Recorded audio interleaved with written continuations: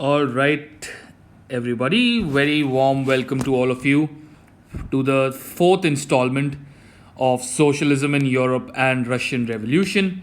Today, we would be, of course, continuing our journey wherein we would actually kick off the Russian Revolution in itself.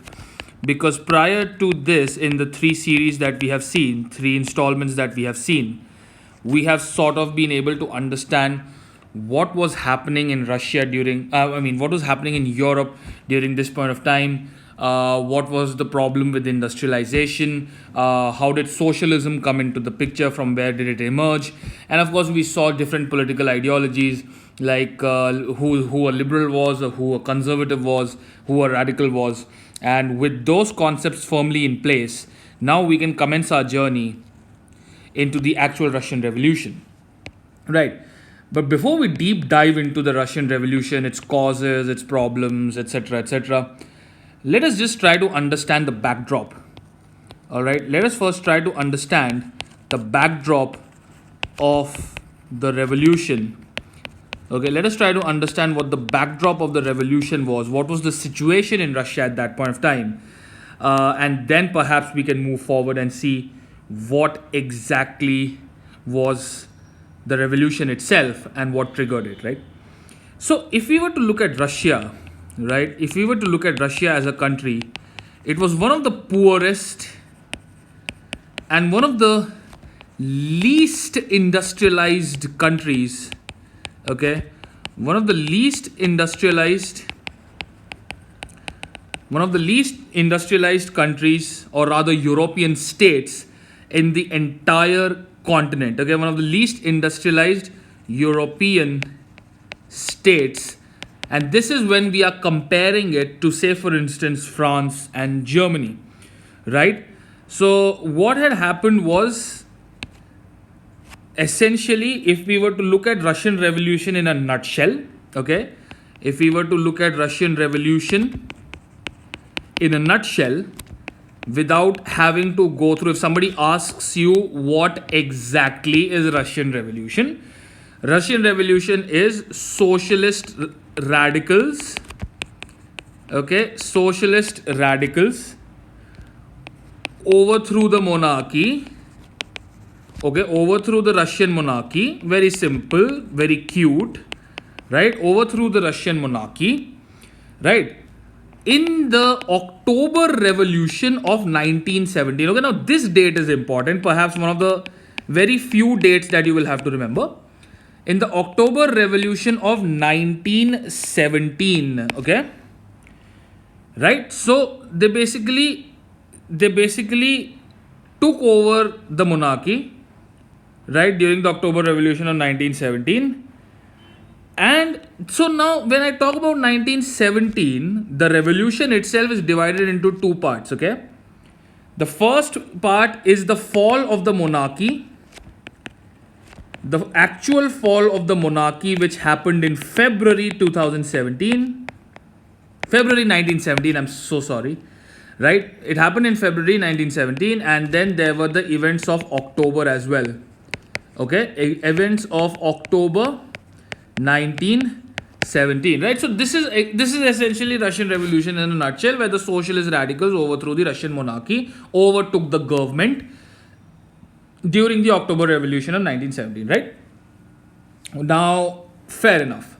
Now let us get into the juicier bits, right? Let us see what exactly did Russia look like. So let us consider the Russian Empire. And our journey begins from 1914. Okay, our journey of the Russian Revolution, the timeline starts from 1914. Fair enough? Now, in 1914, we have this wonderful, amazing man. Perhaps not so amazing, but let us just consider him to be amazing. He's king. Okay, and this personality, this guy, is known as Tsar. Tsar as an emperor. Nicholas II. Okay, his name is Tsar Nicholas II. He is the ruler of Russia. Yes, and the entire Russian Empire is under this one guy. Okay, So when I talk about the Russian Empire, it is a pretty huge empire. Okay, it is a pretty huge empire, because not did it just cover Russia, it covered a whole lot of other things as well. So we had Finland, that was a part of this empire. Please, what I would request you is to please take your atlas along with you while you're reading this bit, so that it is easier to visualize. Yes, so there was Finland, that was a part of it. Then there was Latvia, then there was Lithuania, and then you had basically Eastern Europe. Yes, then you had Estonia, you had some parts of Poland. Okay, you had parts of Poland. Then you had, of course, Ukraine being a big part of it. And last but not the least, you also had Belarus. Okay, you had Belarus, and now it also included certain Central Asian states. All right, it included certain Central Asian states. Again, kindly refer to the atlas. What do we have in Central Asia? We have Georgia. Okay, we have Georgia. We have Armenia. And of course, we have Azerbaijan. Okay, what do we have?